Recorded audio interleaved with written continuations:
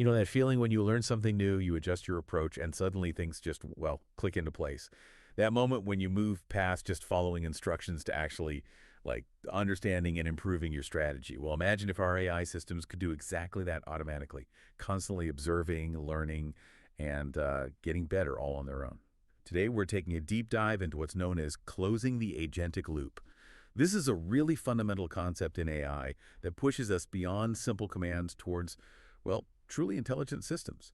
These systems continuously observe their environment, they plan their next moves, act on those plans, and crucially, they learn and adapt from their experiences to refine future actions.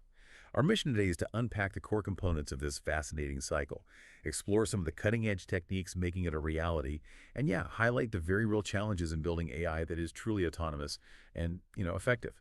To guide us through this intricate landscape, we'll be drawing insights from a fascinating stack of sources. Everything from advanced AI model documentation and deep dives into reinforcement learning theory to practical developer guides on AI agent interactions and comprehensive analyses of machine learning systems design. So let's start right at the beginning. When we talk about an agentic loop, what does that actually mean for an AI? Is it just a fancy way of saying do stuff and repeat? Not at all. While, yeah, it involves repetition, it's far more profound than just that. At its heart, an agentic loop describes the continuous, dynamic interaction between an intelligent agent and its environment. Think of it as a formal, ongoing cycle. The agent first perceives information from the world, right? Then it thinks or plans based on that information. Then it acts, and most importantly, it learns from the outcome of that action to refine its next move. So it's not just doing stuff, it's doing stuff, learning from it, and getting progressively better at it. Okay, so it's about improvement, not just repetition. Exactly, and our sources illustrate this really well. One research paper describes a kind of foundational diagram for this loop. Picture an agent which has an internal understanding of its world, let's call it its state. Based on its current strategy or policy, it chooses an action. The environment then reacts to this action, providing a new observation back to the agent. The agent processes this new observation to update its internal understanding. This entire continuous cycle allows the agent's strategy, essentially, its behavior to be updated over time by a continuous learning process. Right. It's a closed system of continuous improvement, sort of like a perpetual learning machine. Right, constantly refining itself. And this isn't just theory. We see real-world implementations, for example, in Anthropic's documentation on Claude. It describes a simple agent loop for computer use interactions. You send a message to Claude, that's its initial observation. Claude then requests to use a tool, like searching the web or maybe writing code, that's its action. Your application executes that tool. That represents the environment's reaction. Finally, Claude receives the tool's results, which is a new observation for it. This back and forth is a perfect, continuous cycle of observation, action, and feedback, enabling Claude to become a truly interactive and adaptive agent. That's a great breakdown of the core cycle. So an agent is constantly observing, acting, getting feedback. But if it's going to get better, how does it actually know what to do in the first place? What does its internal thinking process look like before it even makes a move, especially in really complex environments, like, say, understanding a huge code base? Yeah, that's a critical question. This is where the agent builds what we call its mental model and develops a really robust plan. One of our sources, the Cursor AI prompting rules, lays out a fascinating, almost military-like framework for this, which they call reconnaissance and cognitive cartography. Reconnaissance. Oh, Exactly. It's essentially the art of understanding its operational terrain before acting. It all starts with non-destructive reconnaissance. Before any planning or action is taken, the agent must perform this reconnaissance to build a high-fidelity mental model of its current environment. The key is, it doesn't change anything during this phase. It's not just quickly skimming, it's a deep, systematic understanding. like a detective gathering clues first. Precisely. Think of it like a highly disciplined detective gathering every single piece of evidence before making a move. This involves everything from cataloging programming languages and frameworks in a project to understanding how different pieces of code relate, understanding dependencies to gathering configuration details, inferring common coding standards, even looking at past issues or log anomalies to understand historical problems. The outcome of all this is a reconnaissance digest, a concise summary that then anchors all subsequent decision-making. It's the AI equivalent of getting fully briefed before tackling a mission. Wow, okay. That's their... It has to be. Once this mental model is built, the agent moves into planning and clarification. Here, it explicitly restates its objectives, how it will measure success, any constraints it needs to operate within.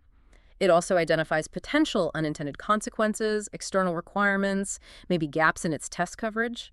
Crucially, it only invokes the clarification threshold, basically, asks for help or more info if it's genuinely confused, if it's missing crucial resources, if it faces a situation with potentially unrecoverable consequences, or if it's simply exhausted all its internal research and can't figure out more on its own.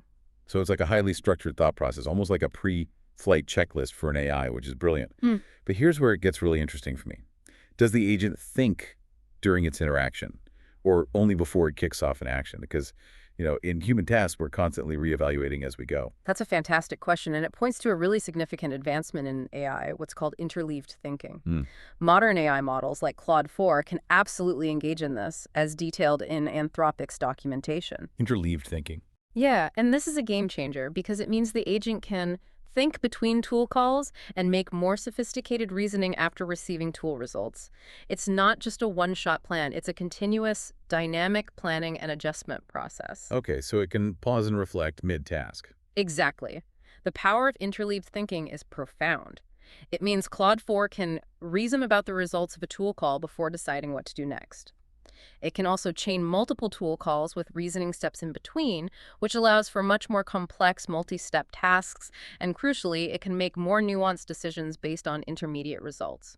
This makes the agent far more adaptable and capable of handling unexpected outcomes. How does that work in practice? Well, developers enable this by giving the AI a specific thinking budget within its interaction, essentially telling it, okay, pause here, think about what just happened, then proceed. It's a direct parallel to the concept of agents which think, discussed in reinforcement learning literature, allowing for a much richer, more human-like problem-solving approach. That's powerful stuff. An agent that observes, plans, and even thinks during action. It really does sound like it's getting closer to a truly intelligent system. But how does it truly close the loop then? How does it actually get better over time? Learning from mistakes, successes, or even just new data to make that continuous improvement happen. Right. This is where the critical feedback loop and continuous adaptation truly come into play. In the broader context of machine learning systems, we constantly talk about system feedback loops. The ML Systems book highlights how the entire machine learning lifecycle is, in itself, an agentic loop. No life cycle. Yeah, the book details how iterative feedback loops connect data collection, preparation, model training, evaluation, and monitoring. What's key here is that each of these stages informs and influences subsequent stages in a continuous process, ensuring the system evolves and improves over time, not just stagnates after initial deployment. It's like a perpetual motion machine for improvement, kind of. Okay, makes sense at the system level. Yeah. What about the agent itself? Well, at an individual agent level, Claude features something called self-correction chains. This is a really practical application of feedback where you can literally chain prompts to have Claude review its own work. Really? It checks its own homework. Exactly. This built-in mechanism is designed to catch errors and refine outputs, which is incredibly important for high-stakes tasks where accuracy is paramount. That's neat. And how does this relate to, the core AI theory? From a more theoretical perspective, this learning aligns perfectly with policy-based reinforcement learning concepts. These are like different strategies an agent uses to learn from experience, where it optimizes its actions based on the rewards or penalties it receives from the environment. A key aspect here is balancing exploration, trying new things to discover potentially better strategies, versus exploitation, sticking with actions that are known to work well. The exploration-exploitation trade-off, right? We're even seeing concepts like in-context learning, where large language models can learn from example pairs provided directly within a prompt, adapting their behavior without needing traditional deep retraining. It's quite dynamic. That's fascinating, covering both the big system picture and the individual agent. Can you give us an example of this kind of feedback in a practical, real-world setting, maybe involving humans in the loop? Because that seems like a vital part of closing loop responsibly. Absolutely. The clinician AI loop, also from the ML Systems book, provides an excellent illustration of a human-in-the-loop agentic system. Here, an AI system doesn't just make a decision in isolation. It generates treatment recommendations, but then presents them with interpretable summaries of the underlying patient data. Okay, so it shows its work. Precisely. A human clinician then reviews these recommendations. They can accept, reject, or even modify the AI suggestion. This direct human feedback is incredibly valuable because it contributes to the continuous refinement of the model, helping to improve its alignment with real-world clinical practice and effectively closing that crucial agentic loop with human oversight. So it's a partnership. Exactly. It's a partnership where both learn from each other, the AI gets better clinical judgment, and the clinician gets support. This all sounds incredibly powerful, really pointing towards truly autonomous and adaptive AI systems. Hmm. But with such complex, self-improving entities, there must be pitfalls, right? Right. What are the significant challenges we need to watch out for as we aim to close these agentic loops effectively? You're absolutely right. As these systems scale up in complexity and autonomy, new challenges inevitably emerge. It's not all smooth sailing. One online discussion about using Claude subagents highlighted several critical issues. First, there's decision overload and confusion. Too many choices. Yeah, as the number of specialized subagents grows, the primary agent can genuinely struggle experiencing decision overload and not knowing which one to call for a specific task. The solution emphasized is to be clear about when to call your subagents with the description variable, and importantly, to keep them separate in isolated workflows to prevent this confusion. It's like having too many cooks in the kitchen, basically. Okay, clear roles are needed. What else?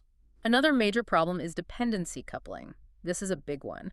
When agents become too reliant on the specific output format or actions of other agents, changing just one can potentially ruin everything else in these inherently non-deterministic systems. Domino effect. Exactly. Yeah. The advice given is to don't overload your subagent chain, essentially. Keep Sure. the interdependencies as loose as possible to avoid these cascading failures. Makes sense. Are there broader system issues too? Oh, definitely. Beyond individual agent interactions, broader system design issues also affect these agentic loops. We can see things called correction cascades in ML systems, where iterative refinements in one part can trigger dependent fixes across the workflow, leading to escalating revisions that might even, in worst cases, necessitate a full system restart. Yikes. Yeah.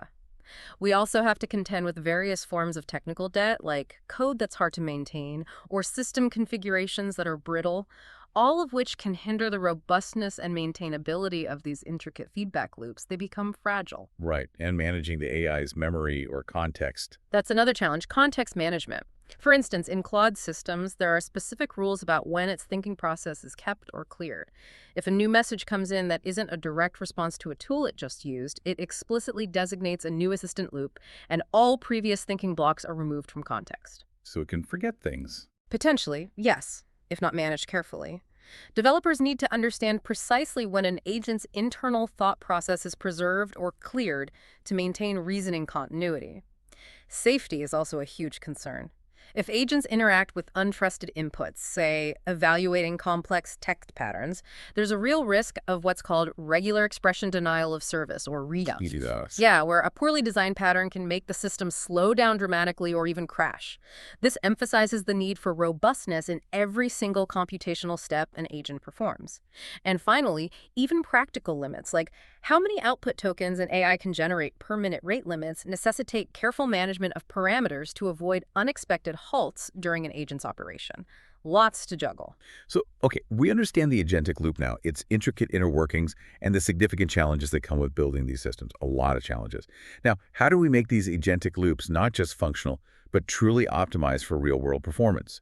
How do we make them adaptable across diverse environments, make them efficient and robust, ready to thrive, in the wild? Right, this brings us to a crucial area. Optimization techniques. And these span both algorithmic and systemic levels.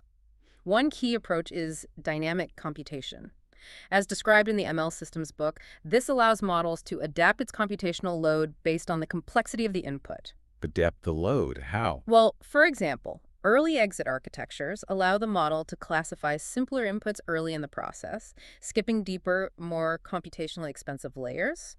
The agent essentially decides how much thinking it needs to do for a given problem. Ah, that's clever. Don't waste energy on the easy stuff. Exactly. It means the AI doesn't waste cycles on simple tasks. If a problem is straightforward, it solves it quickly and efficiently, reserving its deep thinking for truly complex challenges. Another technique here is sparsity, which reduces computational cost by focusing only on essential operations. Okay, and what about optimizing the models themselves? Yeah, then we have a whole range of model optimization techniques to make agents run efficiently, especially on devices with limited power or memory, like your smartphone or edge devices.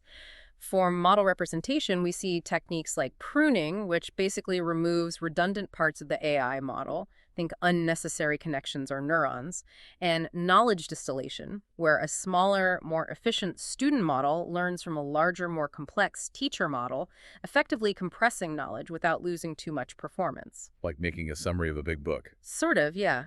There's also neural architecture search, or NAS, which automates the discovery of efficient model architectures specifically optimized for different types of hardware.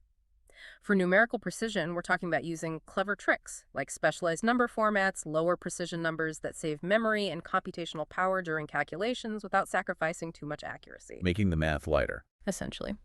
And finally, hardware-aware design ensures models are built from the ground up to leverage specialized chips like GPUs or TPUs, optimizing how data flows through them to maximize efficiency within the agent's computational steps. Makes sense. Optimize the brain, optimize the process. What about the environment they run in? Absolutely critical. To sustain these sophisticated loops, robust infrastructure is paramount. MLOps, machine learning operations, for instance, provides the backbone for scalable, repeatable, and safe deployment of agentic systems. This includes critical practices like versioning of data and models, so you always know exactly what's running and can roll back if needed, and CI/CD pipelines for continuous iteration and improvement, basically automated testing and deployment. Keeping things organized and updated. Mm-hmm. For orchestrating complex agentic processes, workflow orchestration tools are essential. Think Apache NiFi or AWS Step Functions. They're designed for managing and automating data flows, often with visual workflow builders, and crucially, built-in error handling, making sure every step runs smoothly and recovers from hiccups. And of course, containerization using tools like Docker is vital for packaging, testing, and tracking ML models, ensuring consistent and portable execution environments for agents across different setups. It's all about making sure the agent has a stable, reliable, and efficient home to do its work. What a journey. Okay, so today we've really journeyed through the intricate world of closing the agentic loop. From an agent's initial deep reconnaissance and meticulous planning, all the way to its continuous learning and self-correction. We've explored how these systems don't just react, but proactively understand, plan, execute, and improve, constantly refining their understanding and actions. It's truly a dynamic, iterative process, really pushing the boundaries of what AI can achieve. Yeah, it's fascinating stuff. The key takeaway here feels profoundly important. The ability of AI to learn from its own outputs, to adapt its internal state, and to refine its future policies based on experience. That is truly transformative, isn't it? Yeah. It's about designing intelligence that doesn't just react to commands, but one that proactively understands its environment, plans sophisticated actions, executes them using tools, and then critically improves itself over time. It's the difference between just a tool and maybe a truly intelligent collaborator. Couldn't agree more. And as these agentic loops become more sophisticated and, increasingly autonomous, integrating effective human feedback loops, much like that clinician AI loop we discussed, becomes not just an optimization, but really a critical component for ensuring responsible, ethical, and truly intelligent autonomous systems. So it leaves us with a thought, doesn't it? What responsibility do we have in carefully designing these continuous feedback mechanisms to guide the evolution of AI? Something to ponder as these systems become an ever larger, more adaptive part of our world.